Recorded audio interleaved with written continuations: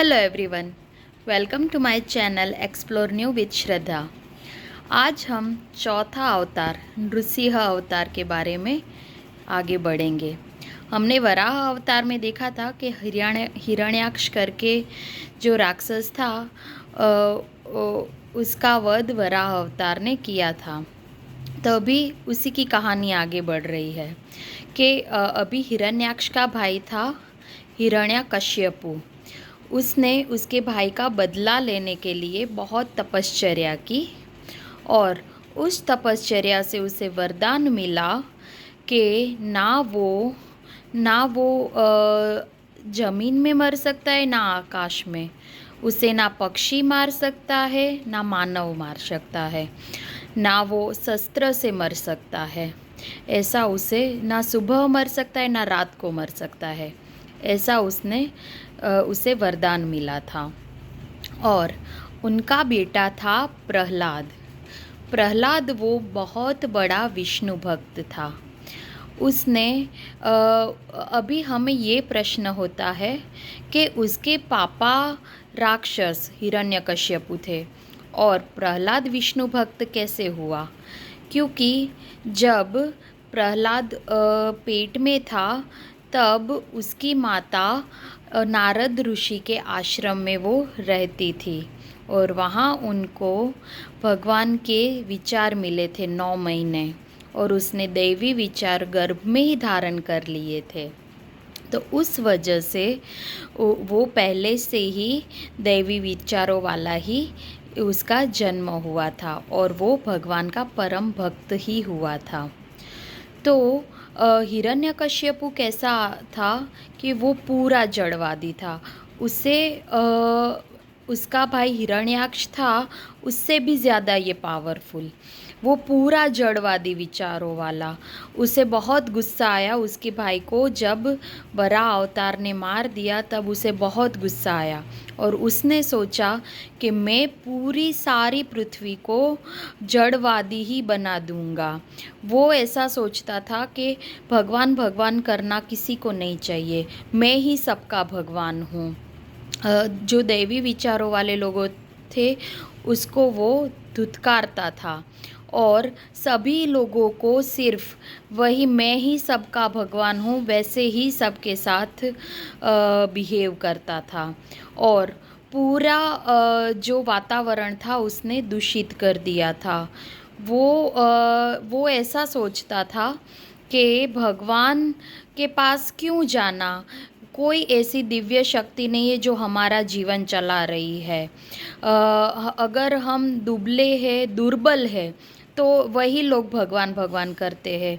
बाकी मैं तो बहुत शक्तिशाली हूँ, मैं ही सबका चलाता हूँ, मरने के बाद ऐसा कोई कहीं पे नहीं जाता, मैं ही सबका भगवान हूँ। वो ऐसा ही था, खुद को ही सब कुछ मानता था और दुनिया को चलाने वाली शक्ति है ही नहीं, ऐसा ही सभी जगह वो प्रचार कर रहा था। इवन उसने शिक्षण व्यवस्था भी ऐसी कर रही थी कि जहाँ ऐसा कोई संस्कार ही ना दिया जाए, ऐसी कोई बातें ही ना बताई जाए कि भगवान अस्तित्व करते हैं, देवी शक्ति अस्तित्व करती है। वो उसके पास 2 ऐसे भोगवादी अध्यापक भी थे जो थे शुंडा और अमर। उसने 2 अध्यापकों को भी ऐसा ही बोला था कि जो आपके पास छात्र पढ़ने आए आप उसे भी यही सिखाओ कि देवों और देवताओं में हमेशा युद्ध होता रहा है और देवताओं तो बहुत दुर्बल है, हमेशा राक्षस ही विजयी होते हैं और देवताओं कभी कभी विजयी होते, बाकी हर बार राक्षस शक्तिशाली है और हमेशा वही विजयी रहते हैं और वही सबसे श्रेष्ठ है। ऐसी उसने शिक्षण व्यवस्था में भी ऐसी ही बात उसने कर रहा था। तो पूरी तरह वो ऐसा ही कर रहा था। तो जब प्रहलाद हुआ वो तो दैवी शक्तियों को बहुत मानता था। वो मानता था कि भगवान ही मेरा जीवन चला रहा है। वो बिल्कुल विपरीत विचारों वाला था, वो बिल्कुल दैवी विचारों वाला था। वो हमेशा ऐसे ही सोचता था कि जन्म देना माँ देती है, पर उसे बड़ा करने का काम माता पिता कोई नहीं करता, वो भगवान ही बड़ा करता है। किसी को जैसे जैसे अनाज के हम दाने डाल देते हैं, तो उसे एक दाने में से 100 दाना बनाने का काम तो भगवान ही करते हैं। तो वो हमेशा दैवी विचारों वाला था। तो वो बात अभी उसके पिताजी को बिल्कुल पसंद नहीं थी कि वो भगवान को माने। और जो प्रहलाद था, वो जो उसके गुरुजी के पास पढ़ते थे, शुंडा और अमर को, तो प्रहलाद ने क्या सोचा कि उसने सिस्टमेटिक वे से लोगों में संस्कृति का काम करना शुरू किया। और भगवान अस्तित्व करते हैं, वो उसने ऐसी टेक्निक से लोगों के दिमाग में डाला कि लोगों का भगवान के ऊपर प्यार बढ़े। तो जब प्यार बढ़ेगा तो उनका काम करने वाले लोग ऑटोमेटिकली बढ़ ही जाएंगे। जैसे कोई बच्चा हो, मुझे उससे काम करवाना हो तो वो डायरेक्टली नहीं करेगा, पर उससे उसके उस काम पे ऊपर मैं प्यार बढ़ाऊंगी तो ही वो काम करेगा। तो प्रहलाद ने वैसे ही किया कि लोगों का भगवान के ऊपर प्यार बढ़े, विश्वास बढ़े, ऐसे ही सबको प्रश्न पूछ के, लोगों में कुतूहल पैदा करके लोगों को समझाता था कि भगवान अस्तित्व में है और वो ही हमारा जीवन चलाते हैं। तो अभी वो उसके जो अध्यापक थे वो भी उसकी बातों से फिर परेशान हो गए थे। और उसने फिर उसके पिताजी को बोला कि हमें पढ़ाना बहुत मुश्किल हो रहा है, क्योंकि प्रहलाद सबको अलग ही कल्पना दे रहा है, वो सबको सही कल्पना दे रहा है। तो उसके पापा, उसके पिताजी जो हिरण्यकश्यपु थे, वो बहुत उसके ऊपर गुस्सा हो गए थे और उसे बोला कि उसे मारने के भी बहुत सारे प्रयत्न किए, पर वो तो विष्णु जी के ऊपर उसका पूरा विश्वास था, तो हर बार भगवान उसे बचाने ले आते थे। फिर लास्ट में उसके पिताजी बहुत गुस्सा हो गए और पूरी सारी सभा में उसको बुलाया और बोला कि तू ये रास्ता छोड़ रहा है या नहीं छोड़ रहा है, तुझे मेरे रास्ते पे चलना है, मेरे पास पैसा है, सब कुछ है, मैं ही करता हूँ, भगवान ऐसा कुछ नहीं है। तो प्रहलाद तो बहुत शांत भी था और विष्णु जी का परम भक्त भी था। तो उसने बोला, नहीं, मैं तो विष्णु जी को ही मानूंगा, मैं भगवान की ही पूजा करूंगा, सबसे बड़े भगवान ही है। तो उसके पिताजी ने बोला, तो क्या ये खंभे, उसके बाजू में खंभा था, उसने बोला इस खंभे में भी तेरे भगवान है? तो उसने बोला हाँ, इसमें भी है। तो तो उसके पिताजी ने बोला, तो मैं उसको लात मारता हूँ, देखता हूँ कैसे तेरे भगवान बाहर आते हैं। तो जैसे ही हिरण्यकश्यपु ने उस खंभे को लात मारी, तो उसमें से नृसिंह रूप निकला और उसने उनकी जांघ में बिठाकर उसके नाखूनों से हिरण्यकश्यपु का वध किया था नृसिंह अवतार ने।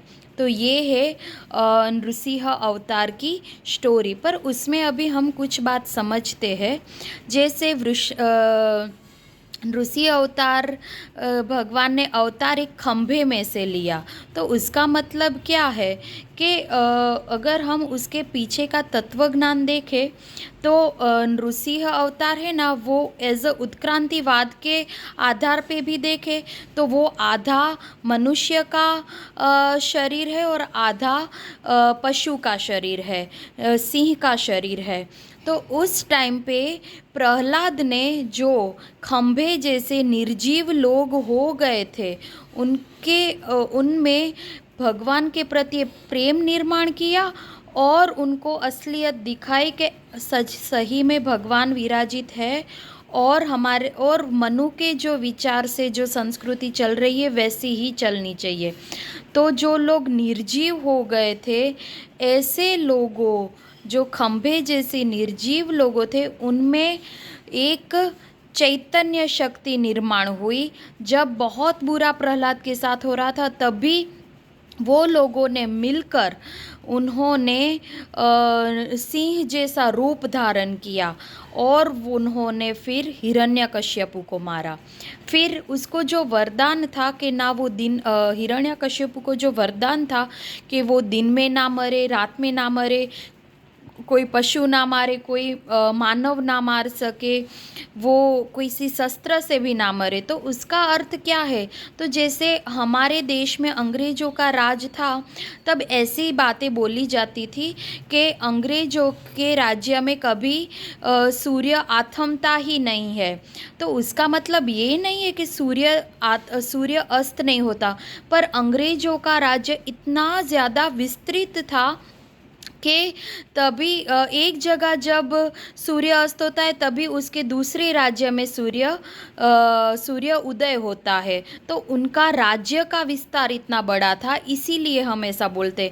तो वैसे ही हिरण्यकश्यपु का राज्य विस्तार भी इतना बड़ा था और उसकी सिक्योरिटी भी बहुत टाइट थी कि उसे कोई भी व्यक्ति रात दिन कभी भी कोई उसे नहीं मार सकता, ऐसी उसने सिक्योरिटी टाइट करके रखी थी।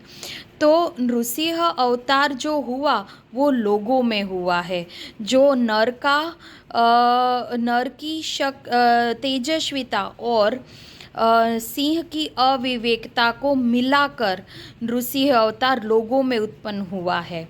और जब ये लोग फिर बहुत ऐसे गुस्से में हो गए थे कि ये क्या फैला रहा है, तब प्रहलाद ने उनको शांत किया कि मैं प्रहलाद दैवी विचारों को आगे बढ़ाऊंगा और आपने मुझे बचाया है हर बार, तो मैं आपका काम आगे बढ़ाऊंगा। तो ऐसे थी नृसिंह अवतार की स्टोरी। आपको मेरी ये स्टोरी कैसी लगी? अगर आपको और भी कुछ डाउट है तो आप मुझे कमेंट में बोल सकते हैं, और मेरे वीडियो को लाइक, शेयर और मेरे चैनल को सब्सक्राइब कर लीजिए। Thank you.